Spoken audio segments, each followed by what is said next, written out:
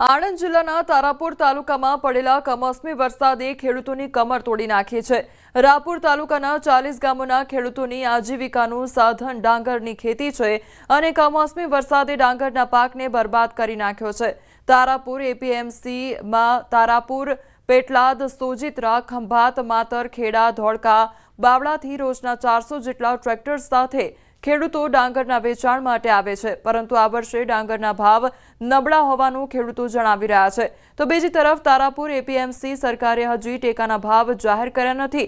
આ બંને મહત્વની બાબતો વચ્ચે તારાપુર એપીએમસીમાં ખેડૂત પીસાઈ રહ્યો છે।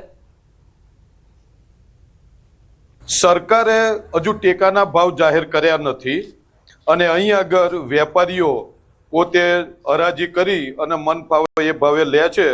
તો મારે સરકારને એટલું જ કહેવું કે અહીંયાથી 25-30 કિલોમીટર દૂરથી લોકો ડાંગર વેચવા આવે, એમને એક તો પૂરતા ભાવ ના મળે। 8 વાગ્યાના એ હોઈ રહ્યા ખરીદદાર મસળા તારવામાં, અને અત્યારે ગઈકાલ કરતાં 100 રૂપિયા ભાવ ઓછો માગે છે। તો સરકારે જેમ બને એમ વહેલી તકે એમનો ટેકાનો ભાવ જાહેર કરવો જોઈએ। વરસાદના હિસાબે જે નુકસાન થયેલું છે એમાં જે માલો પલળેલા હોય અથવા ક્વોલિટી નબળી હોય તેના ભાવ ઓછા પડે છે, બાકી સારા માલોના ભાવ પડે છે। હાલમાં અત્યારે અહીંયા વધારે ડાંગર આવક શ્રીરામની છે। શ્રીરામમાં નીચામાં નીચા ભાવ 500 પડે છે અને ઉપર 640 સુધી પડે છે। સરકારશ્રીનો આ નીતિ વિષયક નિર્ણય છે। હવે એ જ્યારે સરકારશ્રી જાહેર કરશે ત્યારે થશે, પણ અત્યારે તો હાલ કારણ કે આ માવઠું થયું એના હિસાબે માલ પણ ખૂબ ખરાબ ક્વોલિટી પલ્લી ગયો હોય, તે છતાંય ખેડૂતોને ખૂબ સારા પ્રમાણમાં સારા ભાવ મળી રહ્યા। દિલ્હી બ્લાસ્ટ કેસમાં તપાસ એજન્સીને મળ્યો વધુ એક સીસીટીવી। હરિયાણાના નૂહ વિસ્તારમાં ટોલ નજીક I-20 કારના સીસીટીવી સામે આવ્યા છે। તો બ્લાસ્ટ પહેલા ઉમર નૂહમાં હિદાયત કોલોનીમાં ભાડે રૂમ લઈને રહી રહ્યો હતો।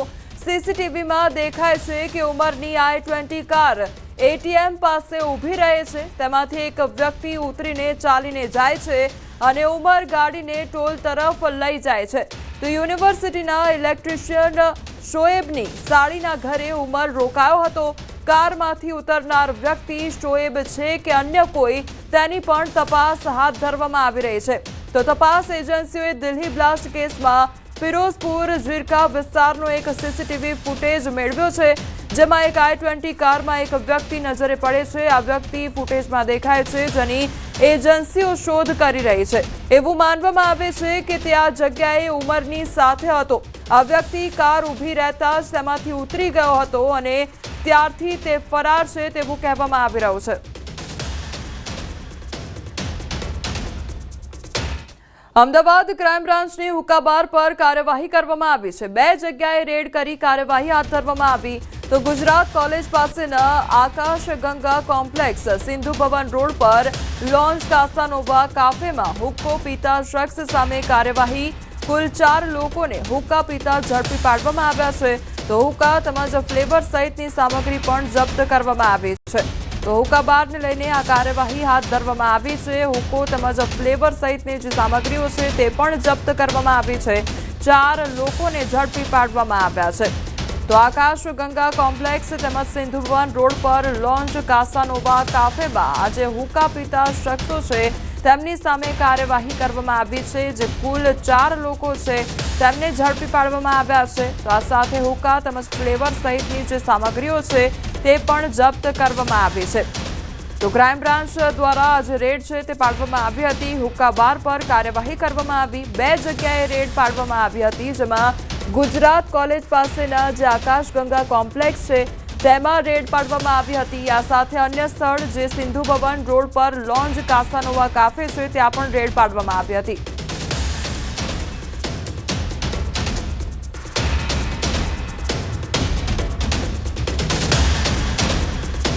તમારી સાથે હાલ સંવાદદાતા ઋત્વિજ અમારી સાથે જોડાઈ ગયા છે। ઋત્વિજ, પહેલા રેવ પાર્ટી અને લઈને તપાસ હાથ ધરવામાં આવી હતી અને હવે જે છે હુક્કા બાર જે છે તે ઝડપી પાડવામાં આવ્યું છે અને લોકોને ઝડપી પાડવામાં આવ્યા છે। એટલે અમદાવાદ આ કયા પ્રકારનો અડ્ડો બની રહ્યો છે?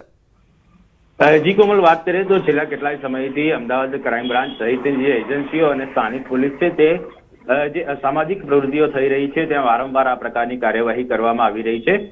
ખાસ કરીને ગઈકાલની વાત કરીએ તો અમદાવાદ ક્રાઇમ બ્રાન્ચ દ્વારા અલગ અલગ જગ્યાઓ પર જે હુક્કા ચાલતા હોય હુક્કા બાર ચાલતા હોય ત્યાં કાર્યવાહી કરવામાં આવી હતી અને અમદાવાદ ક્રાઇમ બ્રાન્ચ દ્વારા 2 જગ્યાએથી હુક્કા પીતા 4 શખ્સોને ઝડપી પાડ્યા છે.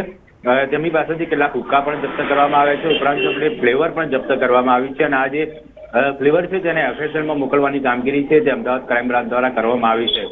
એફએસએલના રિપોર્ટ બાદ આ જે શખ્સો છે તેમના વિરુદ્ધમાં કાર્યવાહી પણ થઈ શકે છે. એફએસએલના રિપોર્ટ ઉપર સમગ્ર આધાર રહેલો છે અને આ રીતે શહેરમાં જે કેટલીક જગ્યાઓ ઉપર અસામાજિક પ્રવૃત્તિઓ થઈ રહી છે ત્યાં હવે પોલીસ દ્વારા કડકમાં કડક કાર્યવાહી કરવામાં આવી રહી છે. જે ઋત્વિજ સમગ્ર માહિતી બદલ આપનો આભાર. રાજકોટ સિવિલ હોસ્પિટલ ફરી એકવાર વિવાદમાં આવી ગઈ છે. સિવિલ હોસ્પિટલમાંથી ખાલી દારૂની બોટલ મળી આવી છે. એમ્બ્યુલન્સમાંથી મળી આવી છે દારૂની બોટલો. તો ખખડધજ 108 ને સ્ટોરેજ તરીકે ઉપયોગ કરતા હોવાની આશંકા સેવાઈ રહી છે. 108માંથી દારૂના ગ્લાસ તેમજ સિગારેટ પણ મળી આવી હતી. હવે આ સમગ્ર મામલે તપાસ કરવામાં આવશે. સિનિયર ડોક્ટરે તપાસ કમિટી અંગે પણ માહિતી આપી છે. તેમણે કહ્યું કે તપાસ કમિટીની નિમણૂક કરવામાં આવશે અને જવાબદારો સામે પગલાં લેવાશે. હોસ્પિટલના સ્ટાફ દ્વારા દારૂની પાર્ટી માણવામાં આવતી હશે તો તેના વિરુદ્ધ પણ પગલાં ભરવામાં આવશે.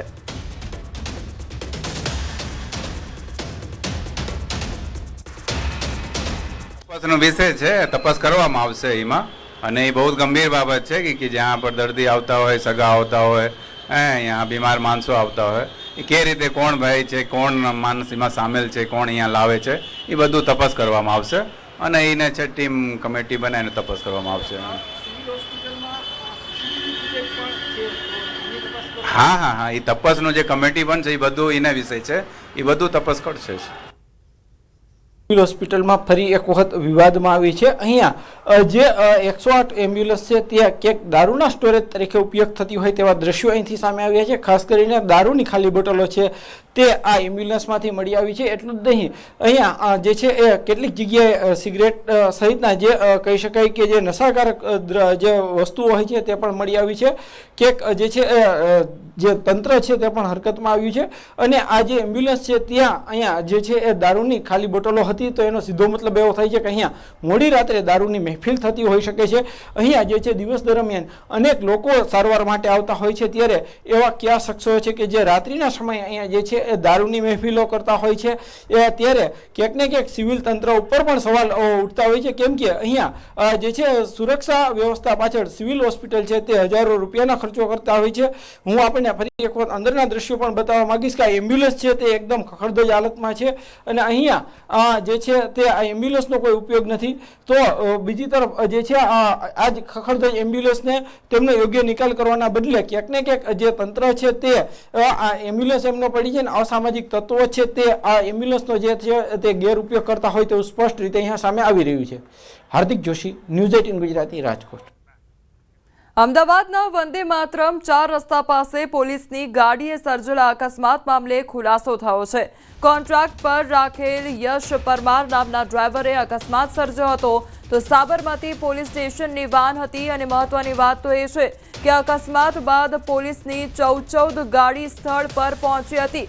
ડ્રાઈવરે અકસ્માત સર્જી અનેક ગાડીઓને અડફેટે લીધી હતી તો ટ્રાફિક પોલીસે નિયમોનો ઉલાળ્યો કરી ગાડી પૂરપાટ ઝડપે ચલાવી હતી. લોકોએ પોલીસની ગાડી ચલાવનારને પકડી પાડ્યો હતો તો યશ પરમાર કોન્ટ્રાક્ટ પર છેલ્લા 1 વર્ષથી પીસીઆર ચલાવે છે. પોલીસ અને સ્થાનિકો વચ્ચે રકઝક પણ થઈ હતી. પોલીસે ડ્રાઈવરની ધરપકડ કરી કાર્યવાહી હાથ ધરી છે તો આરોપી યશ પરમારની પૂછપરછ કરવામાં આવેલ છે. આરોપી યશને ઝોકું આવી જતા અકસ્માત સર્જાયેલ તો પીસીઆર વાહનથી 3 કારને ટક્કર મારવામાં આવેલ. પીસીઆરમાંથી 6 જેટલી કફ સિરપની બોટલો પણ મળી આવી હતી. આ કફ સિરપની બોટલો ક્યાંથી આવી તે આરોપીને પણ ખ્યાલ નથી તેવું પૂછપરછમાં સામે આવ્યું છે. તો આરોપી યશ સાથે સાબરમતી પોલીસ સ્ટેશનના એક કોન્સ્ટેબલ પણ સાથે હતા. 112 જનરક્ષકમાં એક મેસેજ આવતા જુંડાલ ગયેલ અને ત્યાંથી પાછા આવતા સમયે ઘટના બની હતી. પીસીઆર વાન સાબરમતી પોલીસ સ્ટેશનની હતી તો કફ સિરપ સીલ પેક હતી અને તેની તપાસ હાલ એફએસએલ દ્વારા કરવામાં આવી રહી છે. આરોપી ડ્રિંક કરેલ હતો કે કેમ તેનું પણ બ્લડ રિપોર્ટ કરવામાં આવશે. આરોપી યશને અરેસ્ટ કરી વધુ તપાસ હાથ ધરવામાં આવી છે. સ્પીડ એટલી જણાઈ આવેલ નથી, તેમ છતાં એફએસએલને બોલાવવામાં આવેલ છે અને ચોક્કસ એની સ્પીડ કેલ્ક્યુલેટ કરી અને જણાવવામાં આવશે. વડોદરા શહેરના ફતેગંજ વિસ્તારમાં રહેતા વિદ્યાર્થીનું મોત નીપજ્યું અને પીજીમાં રહેતા અને મૂળ જમ્મુ કાશ્મીરના વિદ્યાર્થીનું મોત નીપજ્યું હોવાનો મામલો સામે આવ્યો છે. તો મૃતક ગતિક અજયકુમાર દાસ પારુલ યુનિવર્સિટીમાં MBAના બીજા વર્ષમાં અભ્યાસ કરતો હતો. રાત્રે મૂવી જોઈને આવ્યા પછી પીજીના રૂમમાંથી શંકાસ્પદ હાલતમાં મૃતદેહ મળી આવ્યો છે. પીજીના માલિકે 108 એમ્બ્યુલન્સને જાણ કરતા વિદ્યાર્થીને મૃત જાહેર કરવામાં આવ્યો હતો. તો પોલીસે મૃતદેહને ગોત્રી હોસ્પિટલ ખસેડ્યો છે. હાલ વિદ્યાર્થીના મોતનું કારણ અકબંધ છે. સમગ્ર મામલે ફતેગંજ પોલીસે તપાસ હાથ ધરી છે.